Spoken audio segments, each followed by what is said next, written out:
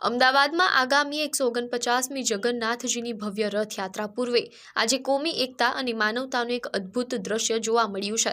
અમદાવાદ શહેર પોલીસ અને Indian red cross સોસાયટીના સંયુક્ત ઉપક્રમે જગન્નાથ મંદિર પરિસરમાં એક વિશાળ રક્તદાન શિબિરનું આયોજન કરવામાં આવ્યું હતું।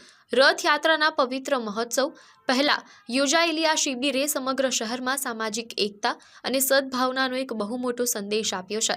આ રક્તદાન મહાયજ્ઞમાં કોઈ જાતિ કે ધર્મના ભેદભાવ વગર હિન્દુ અને મુસ્લિમ બંને સમાજના આગેવાનો તેમજ શહેરના હજારો નાગરિકો ખભે ખભા મિલાવીને જોડાયા હતા અને ઉત્સાહપૂર્વક રક્તદાન કર્યું હતું। આ કાર્યક્રમનો મુખ્ય હેતુ રથયાત્રાના ઉત્સાહ વચ્ચે સમાજમાં ભાઈચારો, પરસ્પર પ્રેમ અને માનવતાની ભાવનાને વધુ મજબૂત કરવાનો છે।